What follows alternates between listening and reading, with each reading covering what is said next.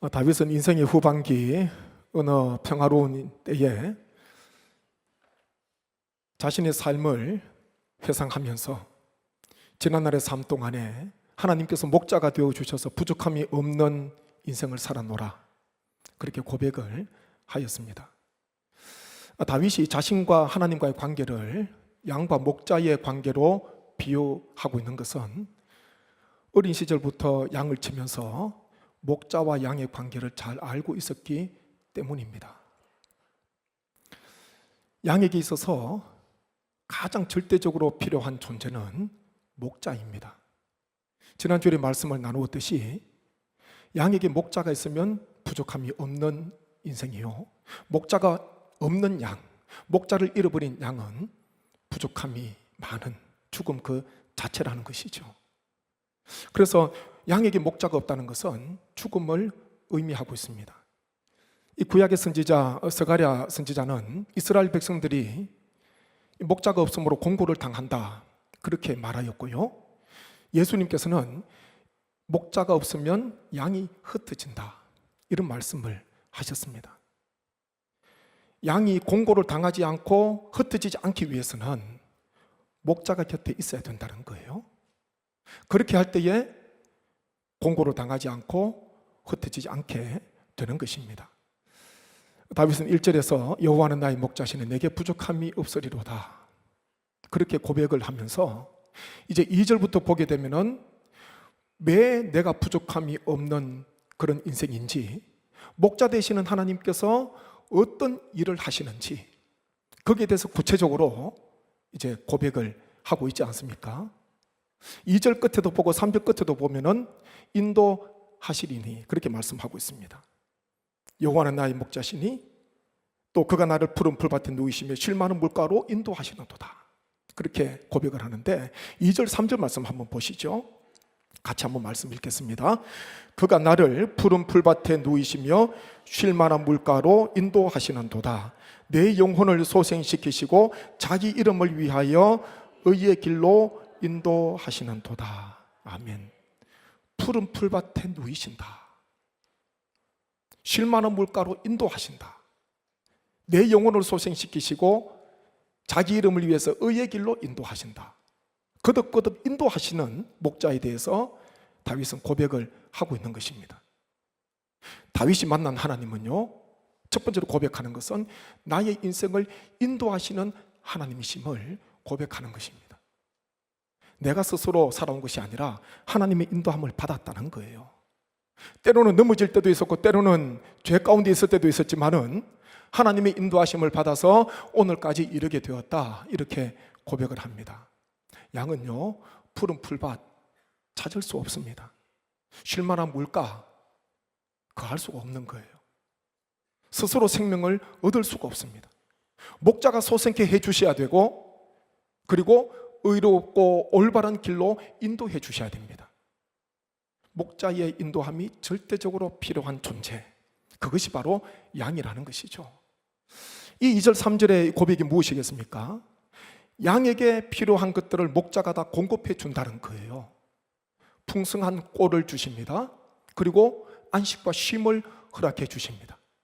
푸른 풀밭에 눕는다는 것, 거기서 꼴을 충분히 배부르게 먹고 난 뒤에 이제는 목자가 양을 눕게 해 주시는 것이죠. 내가 눕는 것이 아니라, 내 힘으로 눕는 것이 아니라 목자가 나를 눕게 해 주신다, 이렇게 다윗은 고백을 합니다. 이 말씀 보게 되면요, 양은 참 얼마나 부족한지, 목자의 인도함을 받지 못하면은 생명을 얻을 수 없는, 스스로 생명을 지킬 수 없는 그런 연약한 존재가 바로 이 양이라는 사실이지요. 흔히 양의 특징에 대해서 그런 이야기를 하더라고요. 우리가 양을 쉽게 접할 수는 없습니다. 동물원에 가든지 그렇게 해야지 볼 수 있는데, 양에게 있어서 이 시야는 넓은데 시력은 약하다 그럽니다. 양의 특징이에요. 시야가 넓다는 것은, 양의 눈을 나중에 자세히 한번 보십시오. 그림을 통해서 보게 되면 눈이 머리 측면에 붙어 있습니다. 우리처럼 눈이 얼굴 앞에 있는 것이 아니라 측면에 옆에 붙어 있어요. 그러다 보니까 보이는 시야의 범위는 굉장히 넓습니다. 그런데 문제는요, 시력이 약하다는 것이죠. 또 한 가지 양의 특징 가운데 하나는요, 시력은 약하지만은 청력은 아주 발달해 있습니다. 그게 양의 특징입니다. 다윗은 자신을 양으로 고백하면서 이것은 바로 우리 모두도 양이라는 것이죠. 목자 되시는 하나님의 인도함을 받아야 되는 양이라는 의미인데, 양이 가지고 있는 이 생물학적 특징, 시력이 약하고 청력이 발달해 있는 이 양의 특징을 잠시 우리가 생각하면서 하나님의 인도하심을 받기 위해서 우리가 무엇을 멀리하고 무엇을 가까이 해야 되는지 잠시 말씀을 묵상하기를 원합니다. 첫째는 양의 시력이 약하다는 것입니다. 이것은 무엇을 의미할까요? 자신의 눈에 보이는 것, 그것 신뢰하지 말라는 것입니다. 눈을 의지하지 말라는 그런 의미가 들어있습니다. 시력이 약하기 때문에 양이 자기 시력을 믿고 가다가는 그것은 안 될 일이에요. 죽을 수밖에 없는 그런 함정에 빠질 수밖에 없는 그런 존재라는 것이죠. 이 언젠가 보니까 이 산길에 큰 팻말이 하나 세워져 있는데 거기에는 이런 독버섯을 구별하는 방법에 대해서 적혀 있더라고요. 이 등산로에 왜 이 큰 팻말이 거기에 적혀 있나? 독버섯을 구별하는 방법. 아마 거기는 독버섯이 또 많아서 그럴 수도 있고요. 아니면 전에 혹시나 독버섯을 잘못 식용버섯으로 오해하고 또 복용을 했다가 드셨다가 아마 잘못되었기 때문에 그곳을 지나는 사람들에게 독버섯을 구별하는 방법이라는 큰 표지판을 세워놓지 않았을까, 그렇게 생각해 봅니다. 거기에 보니까 우리나라에 자생하는 버섯 종류가요 1000여 종이 되더라고요. 버섯 종류가 1000여 종이 됩니다. 그래서 버섯 전문가들도요 식용버섯과 독버섯을 구분하기가 굉장히 어렵대요. 전문가들도 어렵다, 그런 이야기 하더라고요. 그러면서 거기에 독버섯의 특징이 있습니다. 3가지가 있는데 이것만 보면은 그래도 어느 정도 구별할 수 있다. 100%는 아니지만 그 3가지가 뭐냐 하면요, 독버섯의 특징 첫 번째는 빛깔이 화려하고 진하며 쉽게 변한다. 두 번째는요, 냄새가 고약하거나 나쁘다. 세 번째는 맛이 맵거나 쓰고 자극성이 있다. 이 3가지더라고요. 첫 번째는 보니까 빛깔이 화려하고 진하다. 그래서 혹시나 빛깔이 화려하고 색깔이 고운 버섯, 거기에 매료되었다가 혹시나 그 버섯을 먹게 되면요 큰 어려움을 당할 수가 있다는 것이죠. 눈에 보이는 것 조심하라는 것입니다. 독버섯들 보니까 다 빛깔이 화려하고 색깔이 진하다는 거예요. 그것으로 구분할 수 있다, 그렇게 이야기를 하는데, 이 눈으로 보이는 것 언제나 경계를 해야 됩니다. 요한 1서 2장 16절 말씀 한번 보시죠. 같이 말씀 봅니다. 이는 세상에 있는 모든 것이 육신의 정욕과 안목의 정욕과 이생의 자랑이니 다 아버지께로부터 온 것이 아니요 세상으로부터 온 것이라. 아멘. 하나님께로부터 온 것이 아니고 세상으로부터 온 것 3가지 정욕을 이야기합니다. 보니까 육신의 정욕, 두 번째는 안목의 정욕, 세 번째 이생의 자랑, 3가지를 이야기하고 있습니다. 그런데 말씀을 자세히 보게 되면 이 육신의 정욕과 안목의 정욕을 따로 이야기를 하고 있거든요. 눈도 안목, 눈이잖아요. 눈도 육신의 일부분입니다. 그러면 육신의 정욕과 이생의 자랑 2가지만 이야기해도 되겠는데, 육신의 정욕, 안목의 정욕, 이생의 자랑, 그렇게 3가지를 언급하고 있습니다. 눈도 육신의 일부분이지만은 안목의 정욕, 눈이 그만큼 죄를 범하는 데 있어서 노출되어 있다는 것이죠. 안목의 정욕이 무엇이겠습니까? 눈으로 들어와서 비로소 죄를 범하게 하는 욕망을 이야기하고 있습니다. 그것이 안목의 정욕입니다. 성경에 보게 되면은 안목의 정욕으로 인해서, 눈으로 인하여서 보는 것으로 인해서 그것을 선택했다가 잘못되는 길로 걸어간 많은 사람들이 있습니다. 인류 최초의 죄가 신체 가운데 어느 기관을 통해서 들어왔습니까? 눈이에요.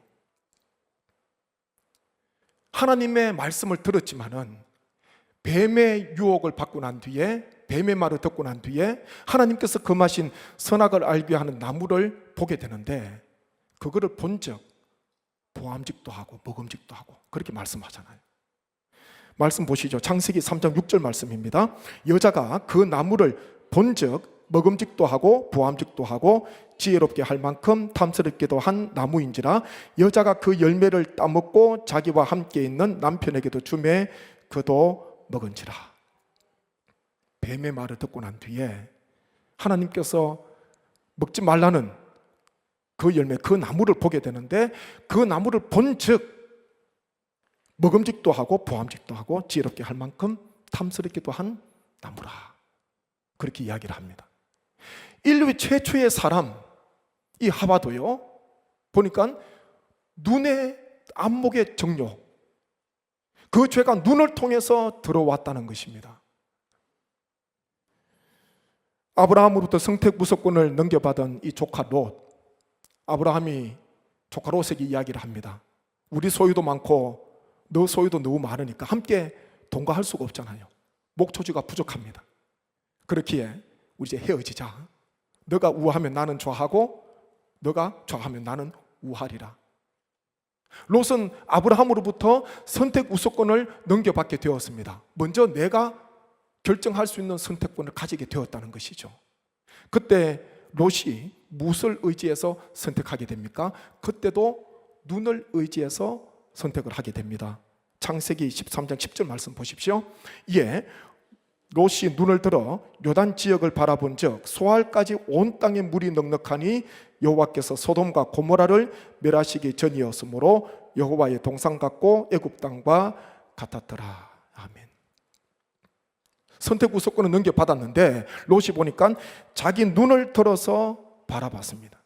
그러니까 요단 들녘이요 넉넉한 거예요. 풍요로운 거예요. 자기 눈에 보이는 것대로 이사를 합니다. 이주를 하게 되었습니다. 그곳은 여호와의 동산 같고 애굽 땅과 같았더라. 육신의 눈으로 볼 때는요 부족함이 없는 너무나 풍요로운 그 땅이라는 것이죠. 그런데 롯이 무엇을 보았습니까? 그곳에 하나님의 심판이 머물러 있다는 것, 하나님의 심판이 예정되어 있다는 것, 계획되어 있다는 것, 그것을 보지 못했습니다. 육신의 눈으로 풍요로운 땅은 봤지만은 하나님의 계획, 하나님의 예정하심을 보지 못했다는 것이죠. 그것이 롯의 연약함입니다. 자기 눈에 보이는 것대로 결정을 했습니다. 또 한 사람을 본다면 시편 23편의 저자 다윗입니다. 다윗의 인생 가운데 참 가슴 아픈 것은요,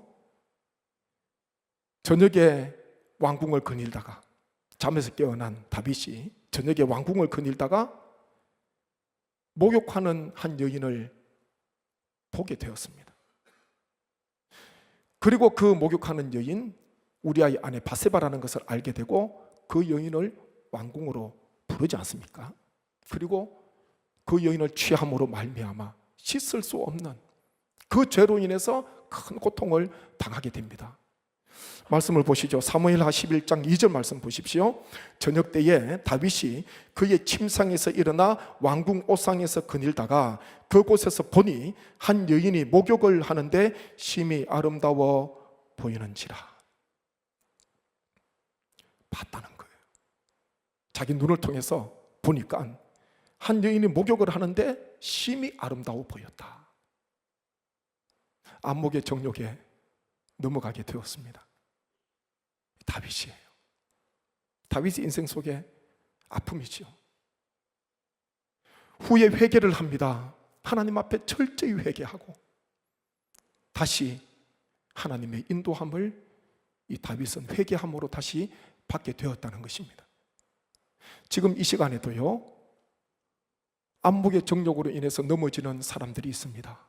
지금까지 넘어진 사람들이 많이 있고 앞으로도 넘어질 사람들이 있을 수가 있습니다.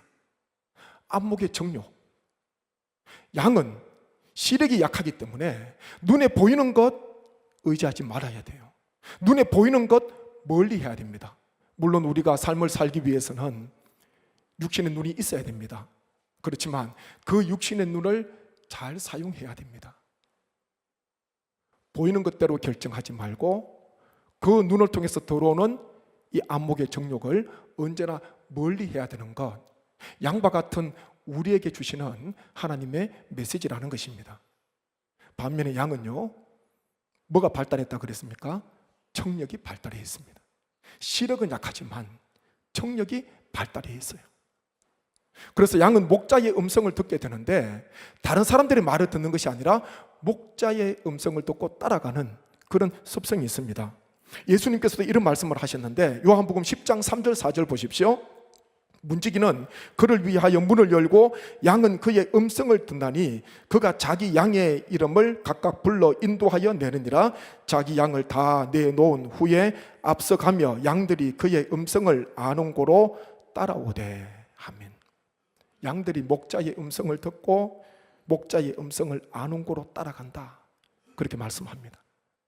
그래서 양은요, 철저히 눈에 보이는 것 그건 멀리하고 귀에 들리는 목자의 음성을 듣고 가야 되는 거예요. 음성을 듣고 따라가야 됩니다. 그렇게 할 때에 푸른 초냐가 실마른 물가로 인도함을 받을 수가 있는 것입니다. 이게 바뀌어지게 되면 양에게는 절망이에요. 양에게는 고통입니다. 귀는 닫고 눈만 열고 살아가는 양, 의의 길로 인도함을 받을 수가 없습니다. 안식과 꼴을 얻을 수가 없다는 것이죠. 예수님께서 우리에게 말씀하십니다. 선한 목자 대신 예수님의 음성을 듣고 따라오기를 우리에게 말씀하시는 것입니다. 이 음성이 무엇이겠습니까? 하나님의 말씀이죠. 하나님의 말씀을 우리는 언제나 들어야 됩니다. 하나님 말씀을 듣고 하나님 말씀을 따라가며 순종하는 삶을 살아가야 됩니다. 그것이 바로 하나님의 목자 되신 하나님의 인도하심을 받는 우리의 자세라는 것이죠. 창세기 6장 14절 말씀 한번 보시겠습니다. 보십시오. 너는 고페르 나무로 너를 위하여 방주를 만들되 그 안에 칸들을 막고 역청을 그 안팎에 칠하라. 그렇게 말씀하고 있습니다. 누구에게 하신 말씀입니까? 하나님께서 노아에게 하신 말씀이에요. 하나님께서 죄악이 관영함을 보고 물로 심판을 하실 그런 계획을 가지고 계셨는데 그때에 노아를 통해서 방주를 예비하도록 하십니다. 그때 노아가 방주를 무엇을 의지해서 방주를 준비했는가? 눈에 보이는 것 아니에요. 눈에 보이는 것 없었지만은 많은 물을 비를 보지는 못했지만은 하나님의 말씀을 듣고 방주를 예비하고 방주를 준비하게 됩니다. 히브리서 11장 7절에는 이렇게 말씀합니다. 같이 한번 말씀 봅니다. 믿음으로 노아는 아직 보이지 않는 일에 경고하심을 받아 경외함으로 방주를 준비하여 그 집을 구원하였으니 이로 말미암아 세상을 정죄하고 믿음을 따르는 의의 상속자가 되었느니라. 아멘. 여기도 보니까요, 아직 보이지 않는 일에 경고하심을 받았다. 눈으로 보고 방주를 만든 것이 아니라 경고하시는 하나님의 말씀을 듣고 방주를 예비했다. 이렇게 성경은 증언을 하고 있습니다. 하나님 말씀을 들었다는 것이죠. 아브라함이 약속의 땅, 하나님께서 지시하시는 가나안 땅에 도착하게 된 것도 하나님 말씀을 듣고 따라갔기 때문입니다. 창세기 12장 4절 5절 보십시오.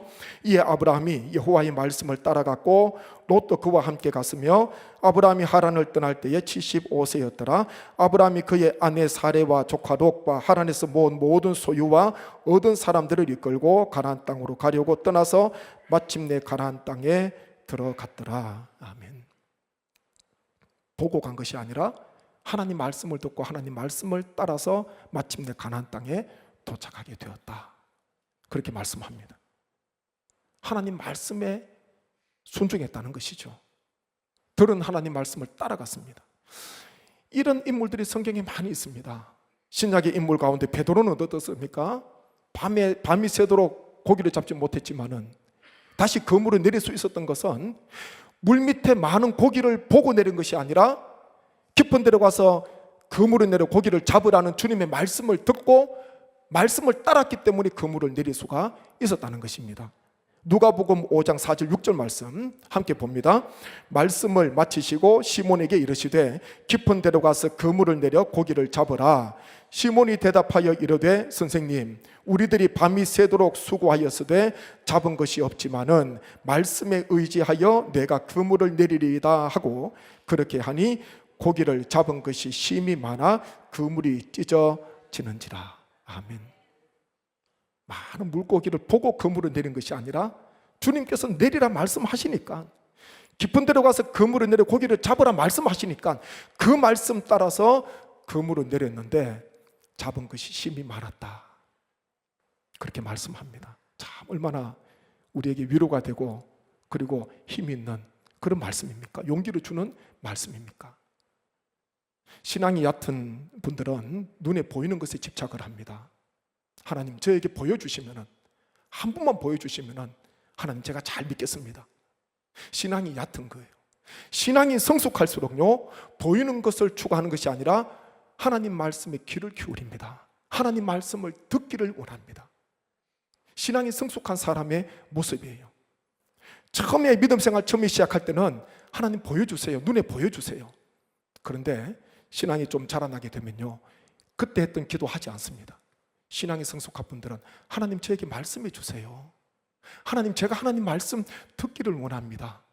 제가 하나님 말씀을 듣고 순종하기를 원합니다. 하나님 저에게 말씀해 주세요. 신앙이 성숙한 성도의 모습이라는 것입니다. 사울왕을 보십시오. 사울왕은 하나님 말씀을 들었지만요, 하나님 말씀을 따라가지 않았습니다. 우리 모두도 다 하나님 말씀을 듣습니다. 그런데 하나님 말씀을 듣는 것으로 끝나는 사람이 있고 하나님 말씀을 듣고 난 뒤에 순종함으로 따라가는 사람이 있다는 것입니다. 우리가 어떤 부류 속에 속해야 되겠습니까? 사울 왕이 아니라 오늘 말씀에 나오는 아브라함처럼, 그리고 시몬 베드로처럼, 바울처럼 하나님 말씀을 듣고 난 뒤에 하나님 말씀에 순종하며 따라가는 삶을 우리는 살아가야 합니다. 하나님께서는 우리의 삶을 인도해 주십니다. 푸른 풀밭으로 실만한 물가로 안식과 꼴이 있는 곳으로 인도해 주시고, 또한 우리를 소생하게 해주시고 다시 생명을 허락해 주시고, 의의 길, 하나님께서 보시기에 의롭고 올바른 길로 하나님께서 인도해 주십니다. 우리가 하나님의 인도하심을 받기 위해서는 양의 특징을 생각하면서요, 눈을 멀리하고 보이는 것 멀리하고 목자의 음성, 하나님의 말씀에 귀를 활짝 열어서 하나님 말씀을 따라가는 그런 삶이 돼야 되겠다. 오늘 말씀을 통해서 우리가 마음속으로 결단을 하셔야 되는 것입니다. 이 시간 예배드리시는 모든 성도님, 또 병상에서 영상으로 예배드리시는 우리 모든 성도님 삶 가운데 우리가 하나님 말씀에 순종하고 하나님을 따라감으로 말미암아 하나님의 인도하심을 영원토록 받으시는, 그리고 꼴과 안식과 생명을 얻으시는 우리 모든 주의 권속 되시기를 주님의 이름으로 축복합니다.